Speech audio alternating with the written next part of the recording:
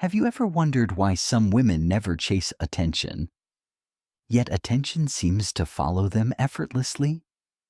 Not because they are louder, not because they reveal more, but because they reveal less.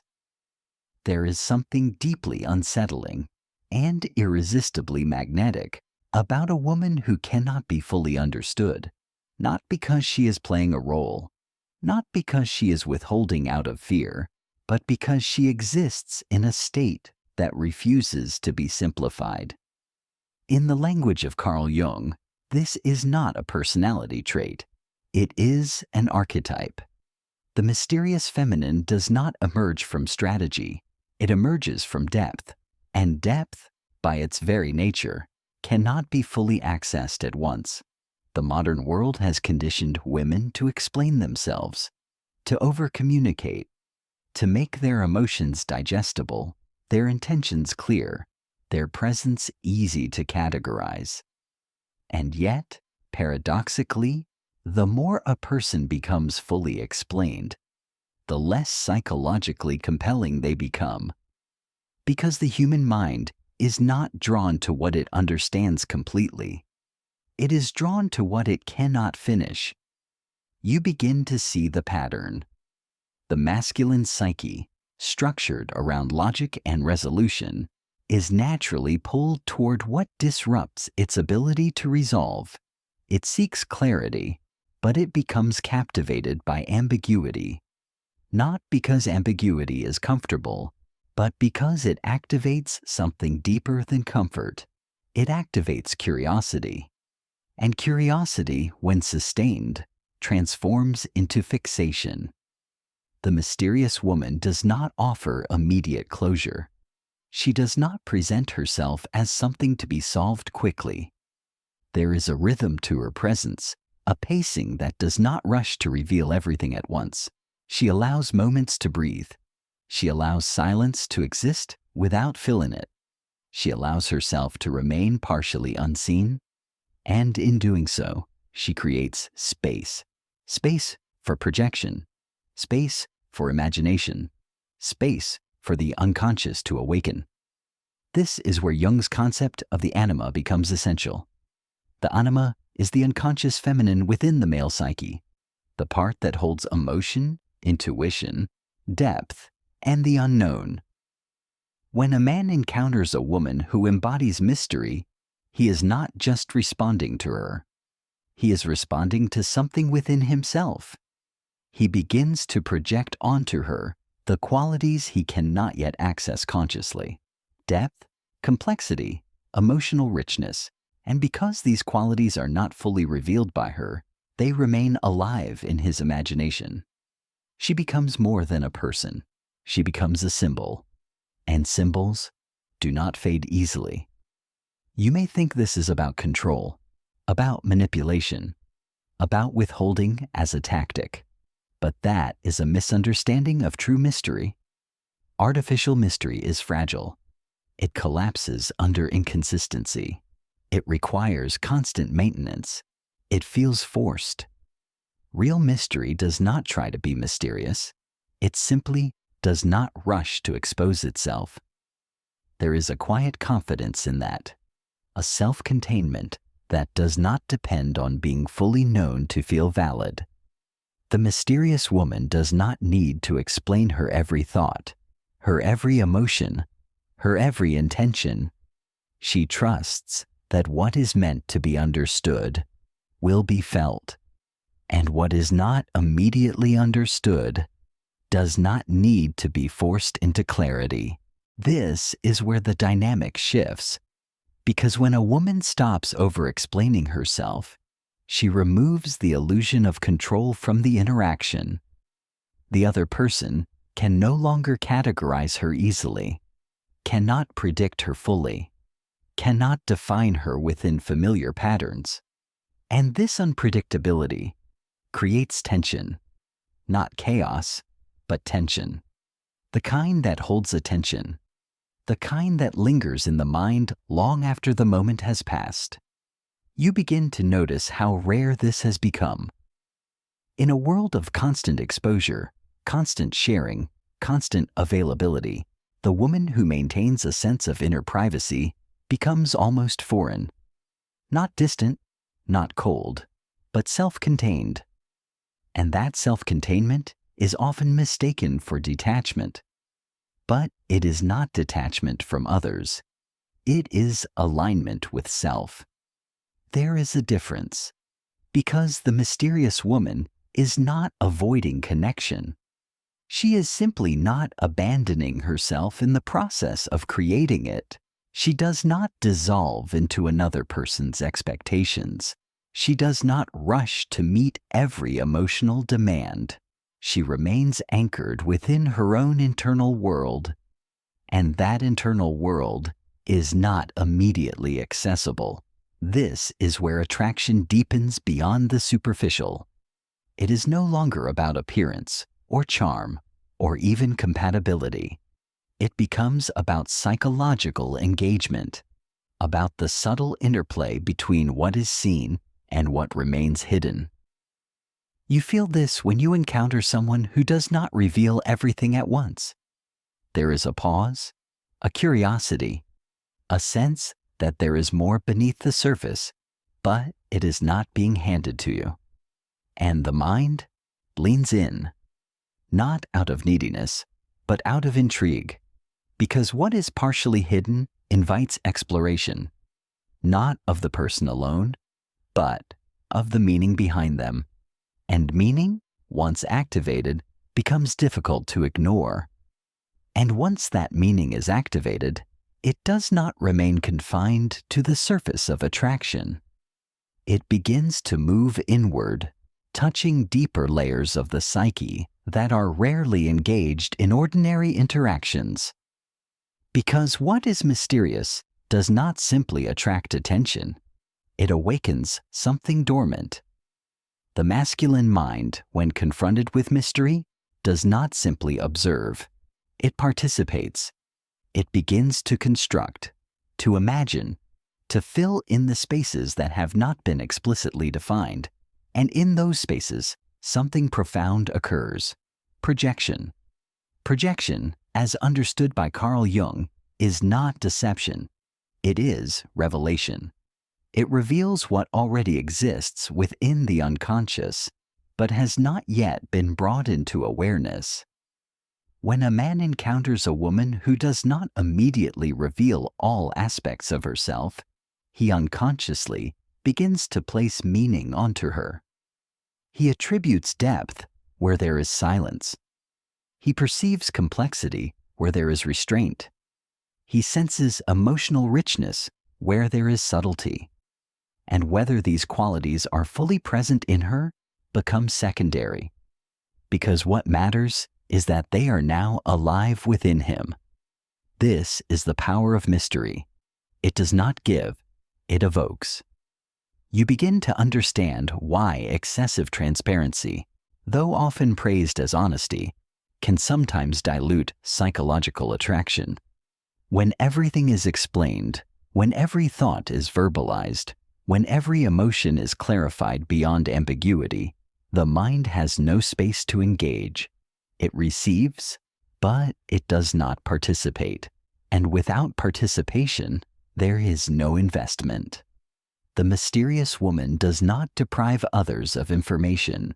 She simply allows information to unfold naturally without urgency. She does not rush to resolve every misunderstanding. She does not feel compelled to correct every assumption. She allows the other person to sit with uncertainty, not as punishment, but as invitation. An invitation to look deeper, to feel rather than immediately define, to experience rather than instantly categorize. This is where the dynamic becomes psychologically transformative.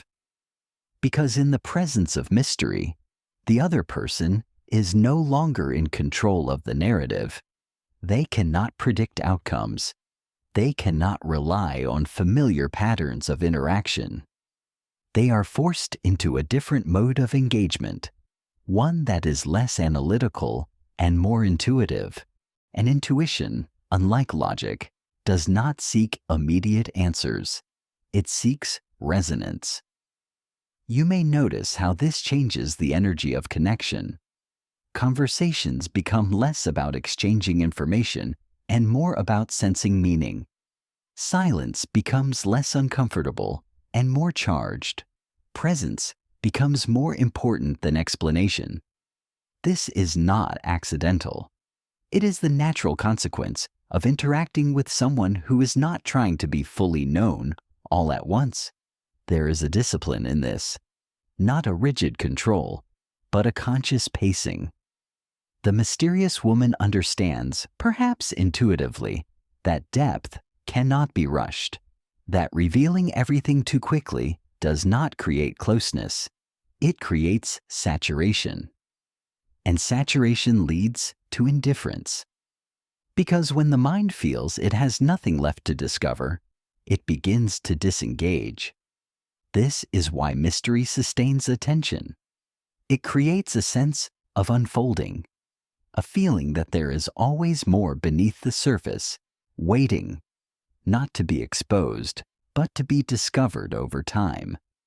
And discovery, when it is earned rather than given, carries a different weight. It becomes meaningful.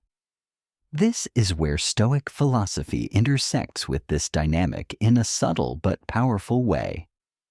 Marcus Aurelius spoke of the importance of inner self-sufficiency, the ability to remain grounded within oneself, regardless of external circumstances.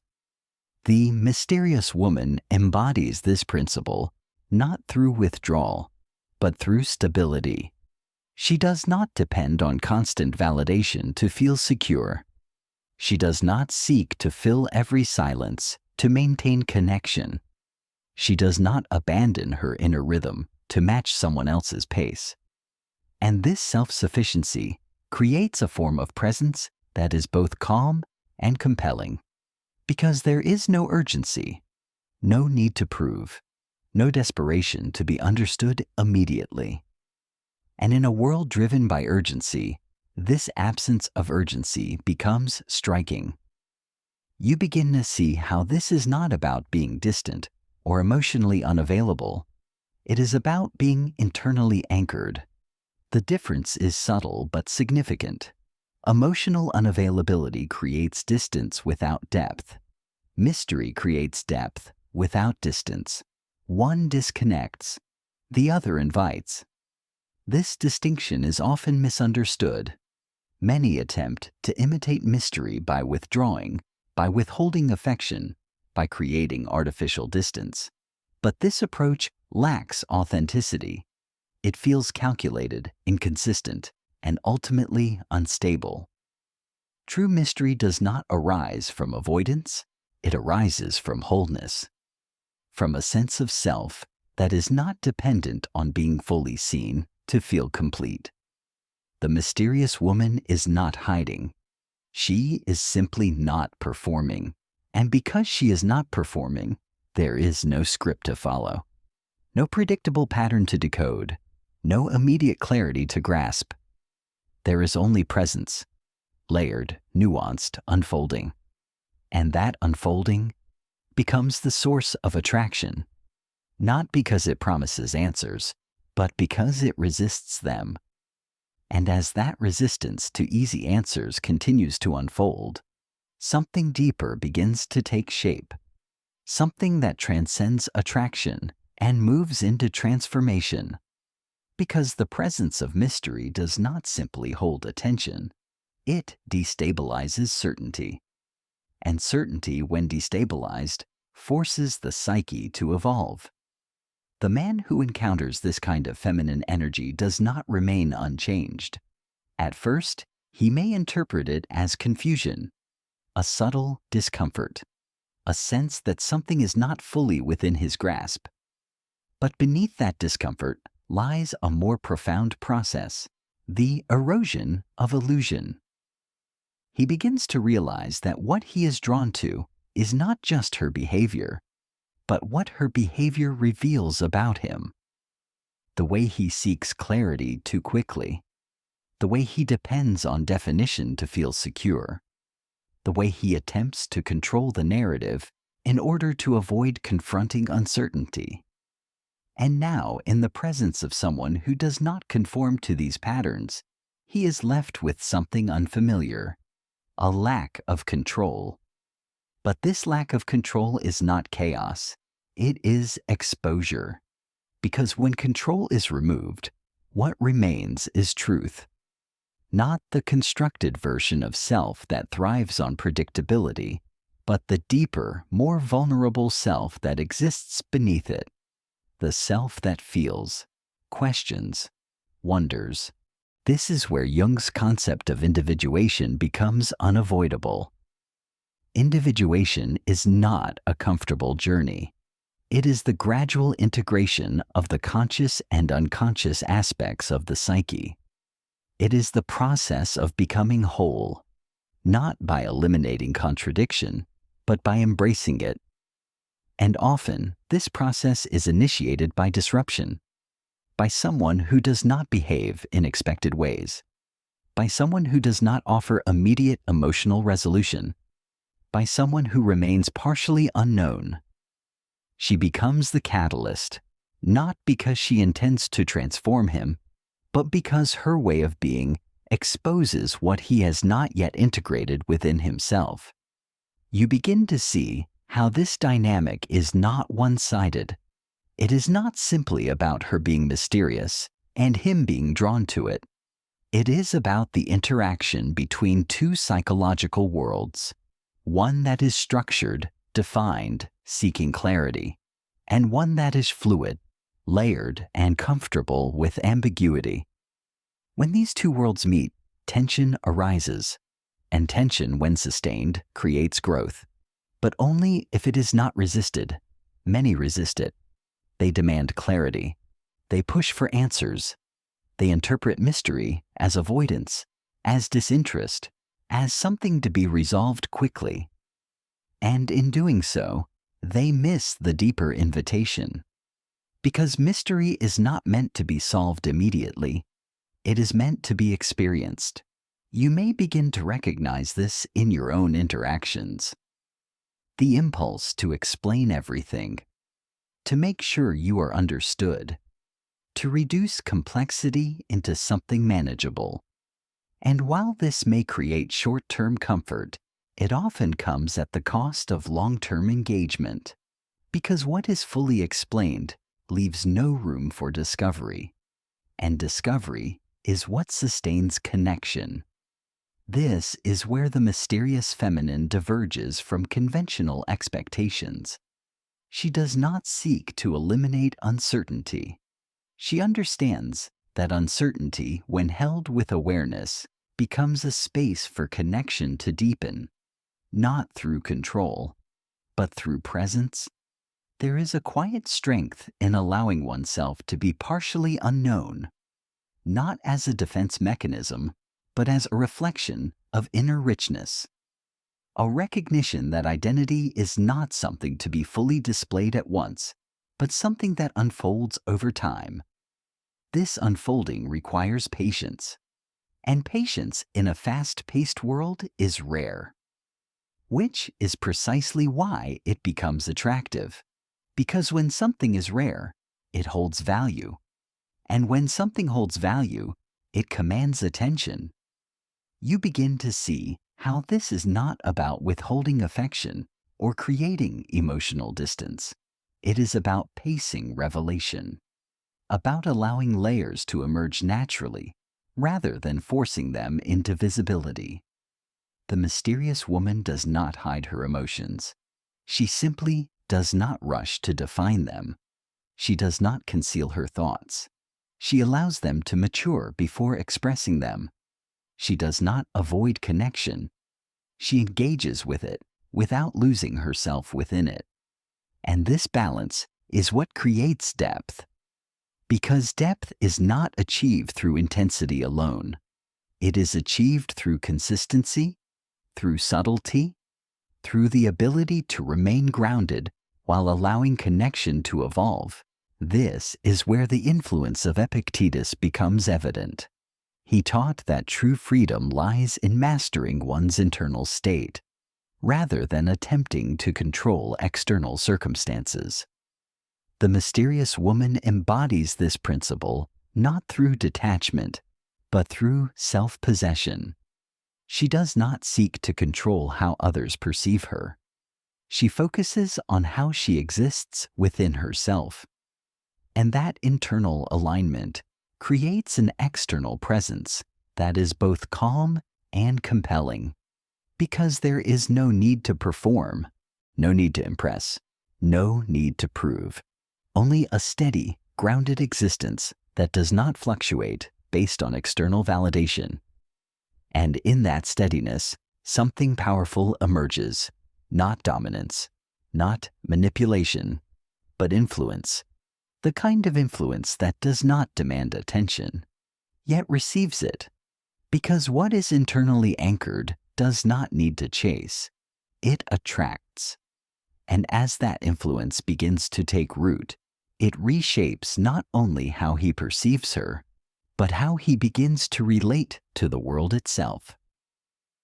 Because once the psyche has been touched by something that cannot be easily explained, it no longer finds satisfaction in what is easily understood. There is a quiet shift that occurs, subtle, almost invisible. What once felt sufficient now feels shallow. What once felt clear now feels incomplete. The patterns that once guided his interactions begin to dissolve, not through force, but through irrelevance. This is the unseen impact of mystery.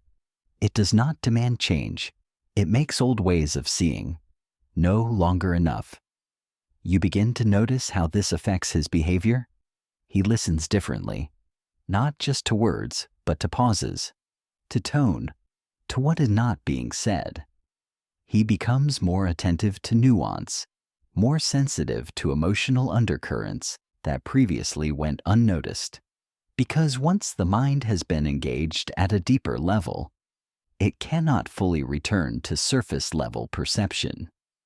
This is where the dynamic becomes reciprocal. The mysterious woman does not simply influence him. She invites him into a different way of being, one that is less reactive, less dependent on immediate answers, less driven by the need to define everything. And in that invitation, there is growth. But growth requires discomfort. It requires the willingness to sit with uncertainty without rushing to eliminate it, to allow questions to exist without immediate resolution, to experience connection without needing to control its direction. This is not easy, because the ego resists it. The ego seeks certainty as a form of protection. It wants to know where it stands, what something means, how it will end. It constructs narratives to maintain a sense of stability. And when those narratives are disrupted, it reacts, it questions, it analyzes, it tries to regain control. But the mysterious woman does not engage with this urgency. She does not rush to soothe the ego's discomfort. She remains steady. And in that steadiness, the ego begins to soften, not through confrontation, but through exposure. Because when urgency is not reciprocated, it loses its intensity. When the need for immediate clarity is not reinforced, it begins to dissolve. And what remains is something quieter, more reflective, a willingness to observe rather than react. This is where the deeper transformation begins. He starts to recognize that his need for answers was not about understanding her. It was about avoiding uncertainty within himself. That his desire for clarity was not always rooted in connection, but in control. And now, without the ability to control, he is faced with a different path: to develop tolerance for ambiguity, to become comfortable with not knowing everything, to engage with connection as a process rather than a problem to be solved. This is the essence of psychological maturity, not the absence of questions, but the ability to live with them, you may begin to see how this mirrors a larger truth. That life itself is not something to be fully understood in advance. That meaning often emerges through experience, not through immediate definition. That depth requires time, patience, and the willingness to remain open. The mysterious woman embodies this truth in her way of being. She does not force outcomes. She allows them to unfold. She does not chase certainty. She trusts the process. And in doing so, she creates a space where connection can evolve organically, without the pressure of immediate resolution. This is where her power becomes fully realized, not in how she is perceived, but in how she perceives herself. She is not waiting to be understood in order to feel valid. She does not depend on external recognition to confirm her worth. Her sense of self is internally anchored, and because of that, she is free. Free to engage without losing herself. Free to connect without dissolving into another's expectations. Free to remain whole, even in the presence of uncertainty. This freedom is what makes her presence so impactful, because it is rare. In a world where many seek validation, she remains self-defined. In a world where many rush to explain, she allows herself to unfold. In a world where many chase clarity, she holds space for mystery. And that mystery is not emptiness, it is depth. It is the quiet recognition that not everything needs to be revealed to be real, that not everything needs to be explained to be understood, that not everything needs to be controlled to be meaningful. And as this realization settles, something within him begins to shift permanently. Not a dramatic transformation, but a quiet evolution, a deeper awareness, a more grounded presence, a different way of seeing. He no longer seeks to solve her. He begins to understand himself. And in that understanding, something releases.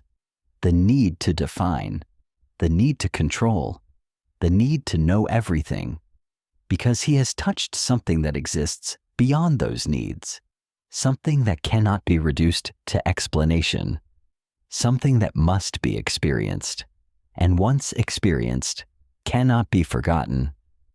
And in that recognition, something within him loosens, almost imperceptibly at first, like a knot that has been pulled tight for years, finally beginning to give way. Not because he has found the answers he once demanded, but because he no longer needs them in the same way. This is the subtle transformation that mystery initiates. It does not satisfy the mind's hunger for certainty. It dissolves it. And in that dissolution, a different kind of awareness emerges, one that is not driven by control, but by presence, one that does not rush to define experience, but allows it to unfold in its own rhythm. You begin to understand now that the attraction was never just about her. It was about what her presence awakened, the questions she left behind, the depth she revealed without fully exposing, the way she disrupted the familiar patterns of interaction and replaced them with something less predictable, more alive. Because what is predictable can be managed, but what is alive must be felt, and feeling, in its rawest form, cannot be controlled. This is where the final layer of the transformation takes place, not in how he sees her, but in how he begins to see himself in relation to others. The need to extract clarity from every interaction begins to fade. The urgency to define connection loses its intensity. The impulse to control outcomes gives way to a quieter, more grounded engagement. He becomes more patient, not out of passivity, but out of understanding. He listens not just for answers, but for meaning. He allows silence to exist without immediately filling it. He recognizes that depth is not something that can be forced. It must be discovered gradually through presence and awareness. This is the shift from ego-driven interaction to conscious connection, and it is not something that can be taught through explanation alone. It must be experienced, often through discomfort, often through uncertainty, often through encounters that do not resolve neatly. She was one of those encounters, not because she intended to teach him, but because she refused to simplify herself for his comfort. And in doing so, she preserved something essential: her integrity, her internal alignment, her refusal to reduce her complexity into something easily digestible.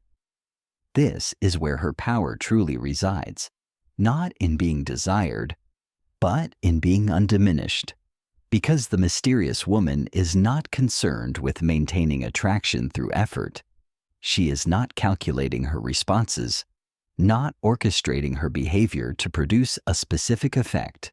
She is simply rooted in herself. And that rootedness creates a presence that does not fluctuate based on external reaction. She does not become more expressive to gain attention. She does not become less expressive to create distance. She remains consistent in her internal state, and that consistency becomes the foundation of her mystery. Because what is internally stable does not need to constantly explain itself. It simply exists. You begin to see how this changes the nature of attraction entirely. It is no longer about performance, about saying the right things, about managing perception. It becomes about being fully unapologetically, without the need to be fully understood at every moment. This is not detachment in the cold sense. It is emotional sovereignty. The ability to feel deeply without losing oneself. The ability to connect without dissolving into another. The ability to remain whole even when the other person does not fully comprehend you. And this wholeness is what creates lasting impact, because what is whole does not cling, it does not chase, it does not seek to be completed by another, it chooses. This is where the philosophy of Seneca echoes with quiet clarity. He spoke of the importance of inner independence, the capacity to remain steady regardless of external circumstances. The mysterious woman lives this principle not as theory, but as practice. She does not rely on being understood to feel secure. She does not depend on constant communication to feel connected. She does not seek to control how she is perceived. She simply aligns with what is true within her. And in that alignment, she becomes free. Free from the need to explain, free from the pressure to conform, free from the illusion that she must be fully known to be fully valued. This freedom is not loud. It does not announce itself, but it is deeply felt by those who encounter it, by those who sense that there is something more beneath the surface, something that cannot be accessed through analysis alone, something that invites presence, patience, and genuine curiosity. And perhaps that is the final realization. That mystery is not about hiding. It is about honoring the depth that cannot be fully revealed all at once. It is about trusting that what is real does not need to be rushed into clarity. It is about allowing connection to evolve without forcing it into definition. Because the most powerful presence is not the one that explains everything. It is the one that remains grounded, even when not fully understood. The woman who knows her worth doesn't chase. She chooses